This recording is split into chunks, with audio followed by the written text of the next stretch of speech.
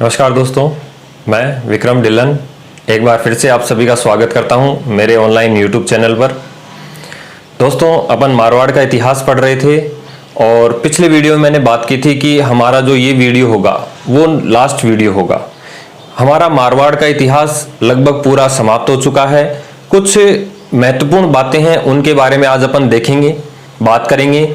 और इससे पहले जो अपन ने पढ़ा कि किस प्रकार मारवाड़ में राठौड़ वंश की स्थापना हुई, राठौड़ कहाँ से आए, इनको किसका वंशज माना, कौन इनके लोक देवी हैं, कौन इनके लोक देवता हैं, जैसे चामुंडा माता के बारे में पढ़ा, नागनेची माता के बारे में पढ़ा।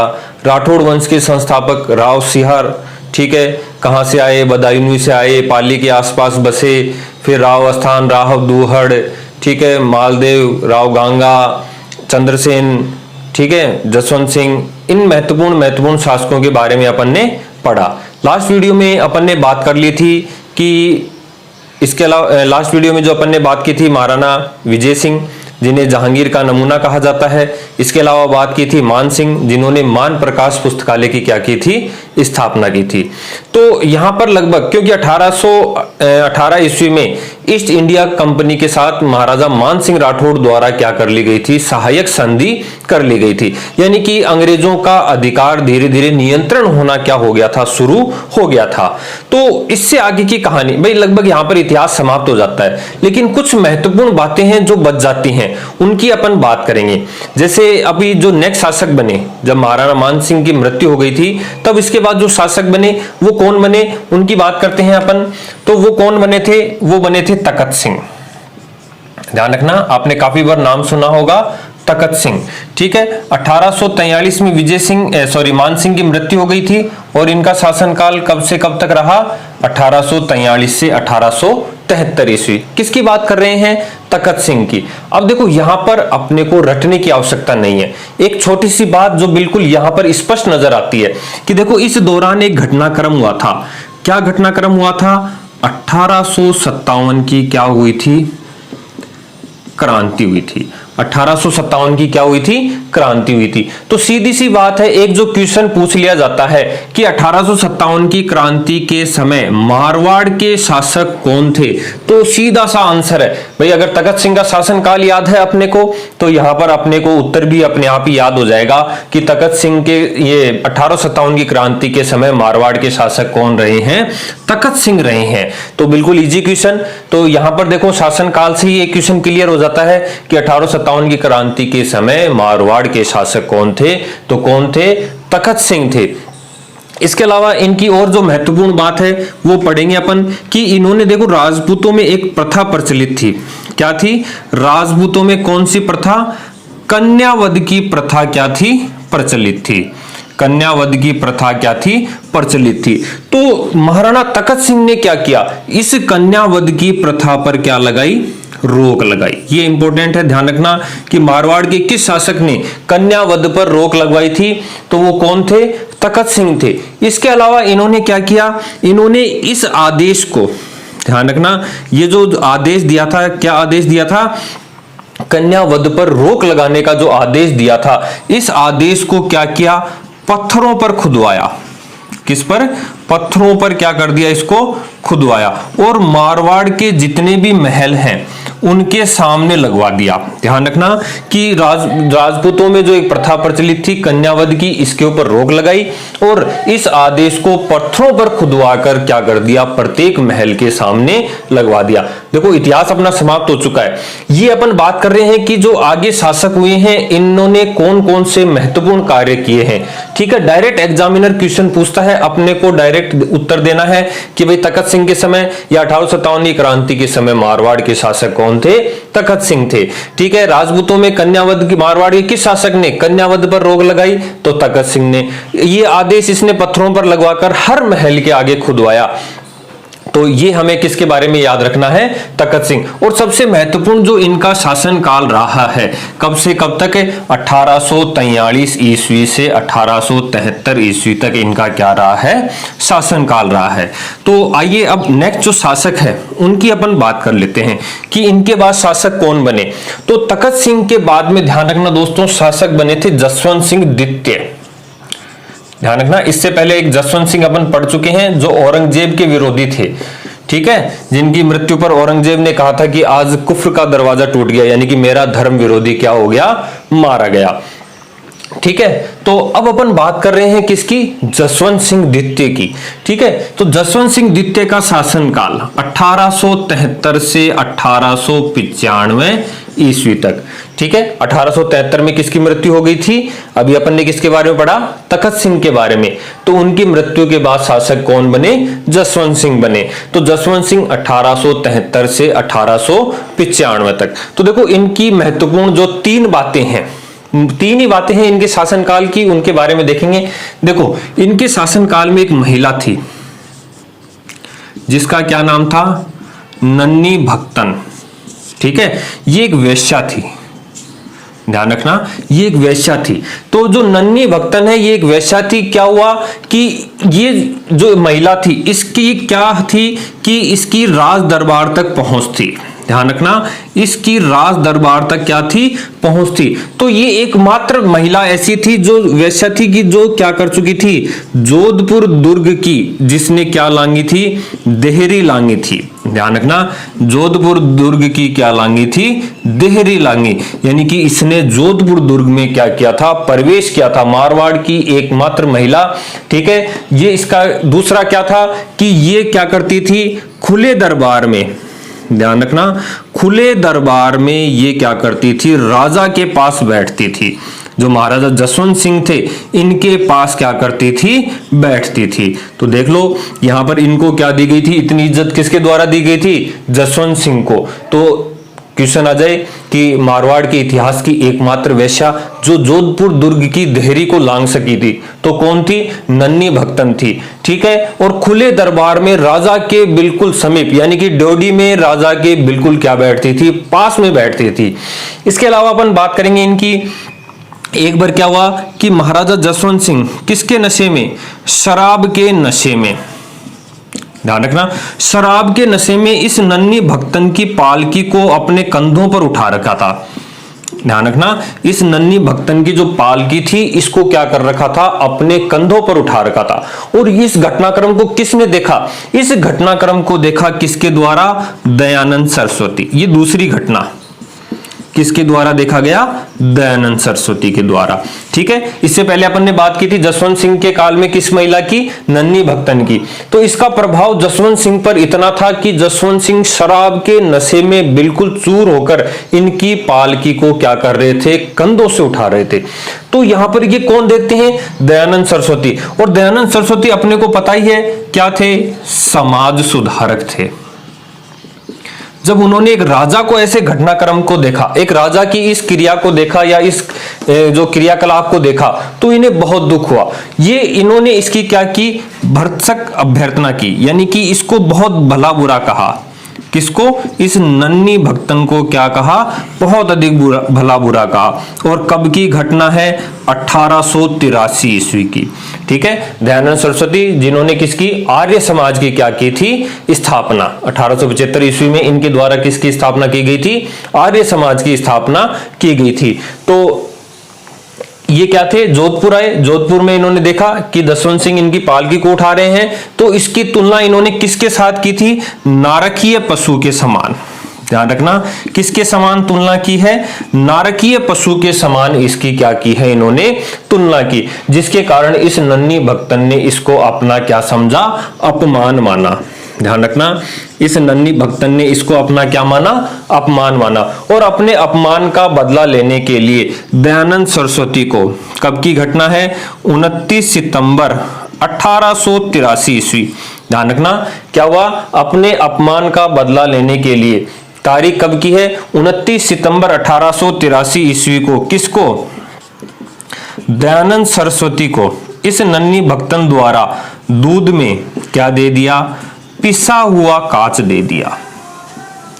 ध्यान रखना, क्या दे दिया, पिसा हुआ कांच दे दिया, यानी कि एक तरीके से जहर दे दिया, धीमा जहर जिसे अपन कह सकते हैं कि नन्ही भक्तन ने अपनी अपमान का बदला लेने के लिए 29 सितंबर 1883 ईस्वी को दयानंद सरस्वती को क्या कर दिया, दूध में पिसा हुआ क्या पिला दिया, कांच पिला दिया। अब सीधी सी बात है, एक दिन में तो इनकी मृत्यु होगी नहीं, ये धीरे धीरे जहर क्या करता है, आदमी को खत्म करता है। जो पिसा हुआ कांच था ये धीरे धीरे क्या करता है, खत्म करता है। तो नन्ही भक्तन द्वारा दयानंद सरस्वती को पिसा हुआ कांच या जहर कब दिया गया, 29 सितंबर 1883 को।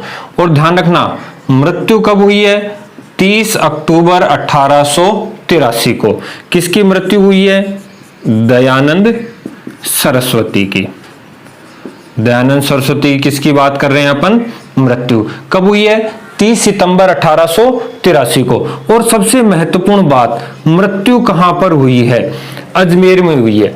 देखो जहर कहां दिया है, जोधपुर में दिया है। क्यों दिया है, क्योंकि नन्ही भक्तन की इन्होंने दयानंद सरस्वती द्वारा क्या कर दिया गया था, अपमान कर दिया गया था। तो अपने अपमान का बदला लेने के लिए नन्ही भक्तन ने 29 सितंबर 1883 को इन्हें पिसा हुआ क्या दे दिया, कांच दे दिया। ठीक है, अब कांच दे दिया तो ये क्या है, धीमा जहर है, एक साथ इंसान को नहीं मारता है, धीरे धीरे क्या करता है, मारता है। तो दयानंद सरस्वती यहां से कहां आ जाते हैं, अजमेर आ जाते हैं। और 30 अक्टूबर 1883 को अजमेर में दयानंद सरस्वती का क्या हो जाता है, देहांत हो जाता है। दयानंद सरस्वती जिन्होंने किसकी स्थापना, आर्य समाज की 1875 में बंबई में क्या की थी, स्थापना की थी। तो अजमेर में ध्यान रखना इनका क्या बना हुआ है, स्मारक बना है। ध्यान रखना अजमेर में इनका क्या बना हुआ है, स्मारक बना हुआ है। मोस्ट इंपोर्टेंट, क्योंकि अपन गलत कर देते हैं, क्योंकि अपन सोचते हैं कि भाई जहर यहां दिया है तो मृत्यु भी यहीं हुई होगी। नहीं, मृत्यु कहां पर हुई है, अजमेर में हुई है। तो यहां पर इनका क्या बना हुआ है, स्मारक बना हुआ है। और इस दिन कौन सा दिन था, दीपावली का दिन था। ध्यान रखना दयानंद सरस्वती की जब मृत्यु हुई थी वो दिन कौन सा था, दीपावली का दिन था। समाज सुधारक थे और इस तरीके से इनकी क्या हुई, मृत्यु हुई। तो दयानंद जसवंत सिंह के शासनकाल की अपन ने दो बातें कर ली, नन्ही भक्तन, दूसरी किसके बारे में, दयानंद सरस्वती। तीसरी और इंपॉर्टेंट बात कि इनके शासनकाल में किसका निर्माण हुआ था, जुबली कोर्ट का क्या करवाया गया, निर्माण करवाया गया। और जुबली कोर्ट का निर्माण कहां पर हुआ, जोधपुर में। वर्तमान में भी है, ध्यान रखना जुबली कोर्ट कहां पर बना हुआ है, जोधपुर में बना हुआ है। ये क्या थे, इनके प्रधानमंत्री थे एक, और प्रधानमंत्री का क्या नाम था, प्रताप सिंह। ध्यान रखना कि जसवंत सिंह के एक प्रधानमंत्री थे, कौन, प्रताप सिंह। इन प्रताप सिंह द्वारा जोधपुर में किसका निर्माण करवाया गया, जुबली कोर्ट का निर्माण करवाया गया। और ये जुबली कोर्ट का निर्माण किसकी याद में, ब्रिटेन की जो महारानी थी, महारानी कौन, विक्टोरिया। ठीक है, इनके शासनकाल के कितने वर्ष, 50 वर्ष पूर्ण होने पर, ध्यान रखना महारानी जो विक्टोरिया थी इनके 50 वर्ष पूरे हो गए थे। तो इस याद में जो प्रताप थे, क्या जो जसवंत सिंह द्वितीय के क्या थे, प्रधानमंत्री थे, प्रताप सिंह, इनके द्वारा किसका निर्माण करवाया गया, जुबली कोर्ट का निर्माण करवाया गया। और ये जुबली कोर्ट वर्तमान में कहां पर बना हुआ है, जोधपुर में। तो ये तो अपनी किससे संबंधित बातें थी, जसवंत सिंह द्वितीय से 1873 से 1895 तक। इसके बाद जो नेक्स्ट शासक बनते हैं वो भी काफी महत्वपूर्ण हैं, उनके बारे में भी देखो अपन बात कर लेते हैं। क्या नाम था, सरदार सिंह। ध्यान रखना कौन थे, सरदार सिंह। ठीक है, एक बीकानेर के इतिहास में भी पढ़ेंगे अपन, लेकिन ये अपन किसकी बात कर रहे हैं, जो मारवाड़ के इतिहास में है। ठीक है, 1895 से 1911 ईस्वी तक। ठीक है, 1895 से 1911 तक इनका क्या रहा है, शासनकाल। जो सबसे महत्वपूर्ण बात अपने को ध्यान रखनी है, इनके शासनकाल में जोधपुर को क्या कहा जाता था, पोलो का घर कहा जाता था। ये इंपॉर्टेंट है, ये ध्यान रखना, इनके शासनकाल में जोधपुर को क्या कहा जाता था? पोलो का घर कहा जाता था। इनके शासनकाल में ध्यान रखना, जो पोलो जो गेम होता है उसका बहुत अधिक क्या था? विकास हुआ था, जिसके कारण जोधपुर को किस नाम से जाना गया? पोलो का घर के नाम से जाना गया। इसके अलावा बात करें जून 1910 की, यानी कि अपनी मृत्यु के 1 वर्ष पूर्व इन्होंने क्या किया? जो राजस्थानी भाषा का जो साहित्यिक रूप है, ठीक है, कौन सा? डिंगल भाषा के विकास के लिए, डिंगल भाषा के विकास के लिए कमेटी का क्या किया? गठन किया। ये भी इंपॉर्टेंट है, ध्यान रखना कि डिंगल भाषा के विकास के लिए सरदार सिंह द्वारा जून 1910 में एक कमेटी का क्या किया गया? गठन किया गया, जो डिंगल भाषा के विकास के लिए क्या करेगी? कार्य करेगी। इसके बाद जो नेक्स्ट अपन बात करते हैं सन 1900 ईस्वी की। कब की बात कर रहे हैं? सन 1900 ईस्वी की। एक युद्ध लड़ा गया, बक्सर का युद्ध। ध्यान रखना, यहां पर किसकी बात हो रही है? बक्सर के युद्ध की बात नहीं हो रही है। 1764 में जो युद्ध लड़ा गया था बक्सर का युद्ध, उसकी बात नहीं हो रही है। अपन बात कर रहे हैं बक्सर का युद्ध, ठीक है। और ये बक्सर का युद्ध कहां पर लड़ा गया? चीन में लड़ा गया। ध्यान रखना, किसके शासनकाल की बात हो रही है? सरदार सिंह के शासन की बात हो रही है। सन 1900 ईस्वी में कौन सा युद्ध हुआ था? बक्सर का युद्ध हुआ था चीन में। तो सरदार सिंह ने अपनी सेना कहां भेजी? सेना कहां पर भेजी थी? चीन भेजी। मोस्ट इंपोर्टेंट, कहां भेजी थी? चीन भेजी थी। ध्यान रखना, बीकानेर के इतिहास में भी पढ़ेंगे कि बीकानेर के किस शासक ने अपनी सेना कहां पर भेजी थी? चीन भेजी थी। तो इन्हें अपने झंडे पर क्या लिखने का अवसर मिला? चाइना 1900 लिखने का क्या मिला? झंडे पर क्या लिखने का मिला? अवसर मिला। ये भी इंपॉर्टेंट है, ध्यान रखना कि मारवाड़ के झंडे पर चाइना क्या लिखा गया? 1900 लिखा गया। किस युद्ध में? बक्सर के युद्ध में। और इस युद्ध में विजय के पश्चात यहां से जो 4 तोपें जीती गई थी वो इन्हें क्या दी गई? इनाम में दी गई। ध्यान रखना, वो 4 तोपें क्या दी गई? इनाम में दी गई, ठीक है। ये 4 तोपें इन्हें क्या दी गई थी? इनाम में। तो ये सरदार सिंह के बारे में थी। जोधपुर को पोलो का घर कहा जाता है। डिंगल भाषा के विकास के लिए कमेटी का गठन किया। और जोधपुर की सेना या मारवाड़ की सेना को कहां पर भेजा इन्होंने? चाइना भेजा, ठीक है। और यहां से जो इनाम में 4 तोपें जीती गई थी वो इन्हें क्या दी गई? इनाम में। और इन्हें अपने झंडे पर क्या लिखने का अवसर मिला? चाइना 1900 लिखने का क्या मिला? अवसर मिला। अब इसके बाद देखो शासक कौन बनते हैं? नाम सुना ही है आपने, उम्मेद सिंह। 1918 से 1947 ईस्वी तक। 1947 में भारत क्या हो गया? आजाद हो गया था, ठीक है। तो 1911 से 1918 के बीच का देखो शासनकाल रहा है, लेकिन उन शासकों ने कोई महत्वपूर्ण कार्य नहीं किया। मैंने यहां पर आपको बताया था कि जो पिछले वीडियो था उसमें अपना इतिहास समाप्त हो चुका है, क्योंकि अंग्रेजों के साथ सहायक संधि कर ली गई 1818 ईस्वी में, ठीक है। तो ये तो अपन इन शासकों की जो महत्वपूर्ण बातें हैं केवल और केवल उनको पढ़ रहे हैं, एग्जाम के पॉइंट ऑफ व्यू से जो महत्वपूर्ण चीजें हैं उनके बारे में अध्ययन कर रहे हैं। तो उम्मेद सिंह का जैसे आपको पता है कि इनके द्वारा क्या करवाया गया? जोधपुर में किसका निर्माण? उम्मेद भवन पैलेस, ठीक है। विश्व के जो बहुत बड़े पैलेस हैं उनमें सबसे महत्वपूर्ण स्थान कौन सा रखता है? उम्मेद भवन पैलेस का इनके द्वारा। भाई इनका खुद का क्या नाम था? उम्मेद सिंह। तो रटने की आवश्यकता ही नहीं है कि उम्मेद भवन पैलेस का निर्माण किसके द्वारा करवाया गया? महाराणा उम्मेद सिंह के समय। कब करवाया गया? 1930 ईस्वी में। ध्यान रखना, कब करवाया गया? 1930 ईस्वी में। और क्यों करवाया गया? यह भी इंपॉर्टेंट है। क्यों करवाया गया?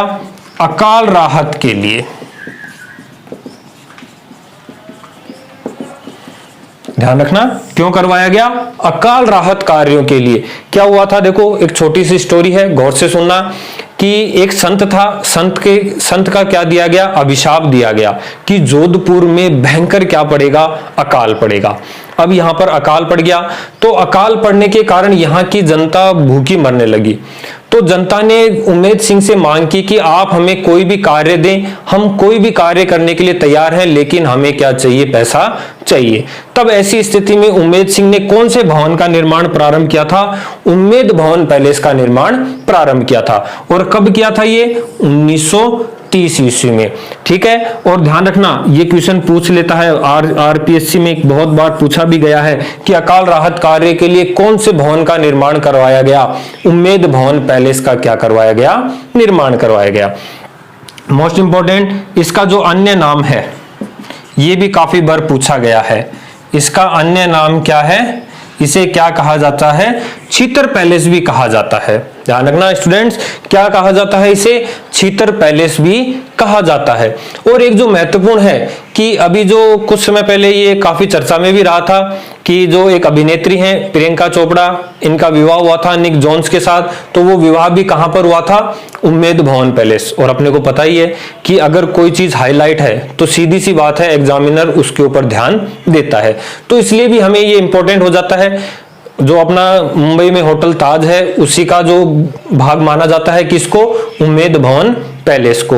और जो इसका महाराजा और महारानी स्वीट है इसका लगभग एक रात का किराया है 8 लाख रुपए। ठीक है, तो काफी शानदार पैलेस है जोधपुर का। ठीक है, तो इसका निर्माण किसके द्वारा करवाया गया था? महाराजा उम्मेद सिंह के द्वारा क्या करवाया गया था? निर्माण करवाया गया था। अब देखो इसके बाद अपन बात कर लेते हैं 1947 में भारत आजाद हो गया और राजस्थान का एकीकरण क्या हो गया था? प्रारंभ हो गया था। ठीक है, तो यहां पर अब क्या थे? शासक कौन बने? हनुमंत सिंह। ठीक है, इनके बारे में जो क्वेश्चन पूछा जाता है वो क्या पूछा जाता है? राजस्थान के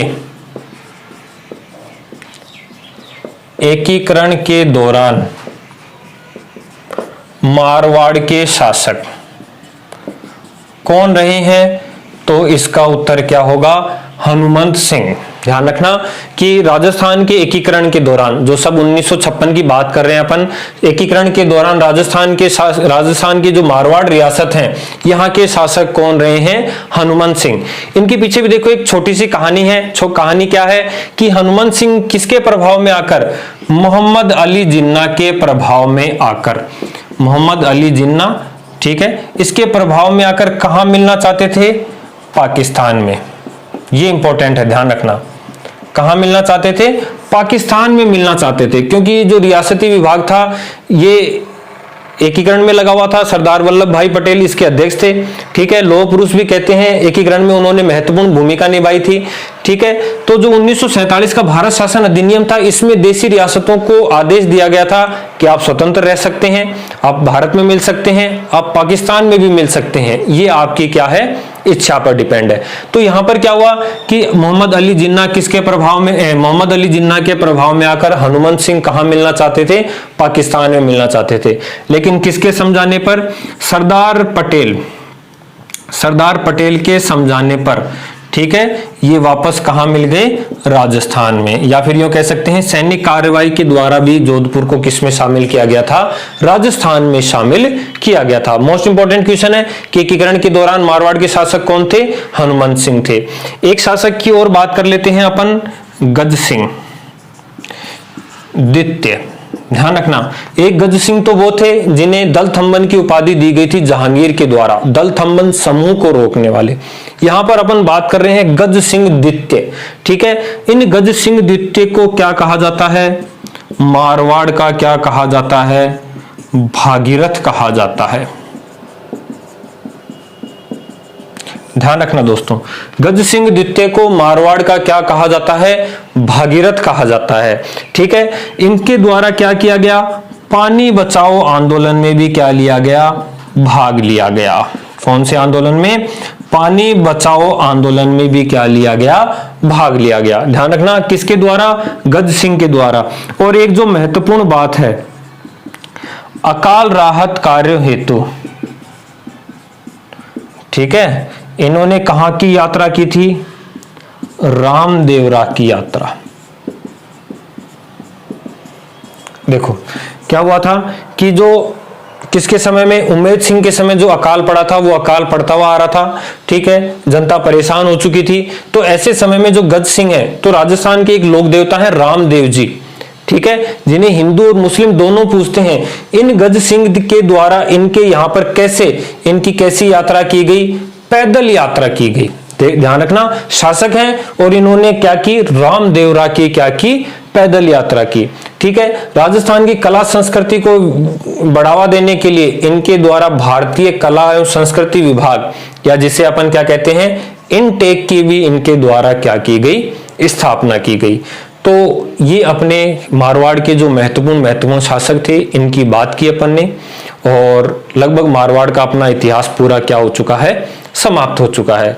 उम्मीद करता हूं आपको सारे वीडियो पसंद आए होंगे, समझ में आए होंगे। आगे आपको क्या पढ़ना है आप हमें कमेंट के माध्यम से बता सकते हैं। अगर चैनल को सब्सक्राइब नहीं किया है तो चैनल को सब्सक्राइब करें। धन्यवाद।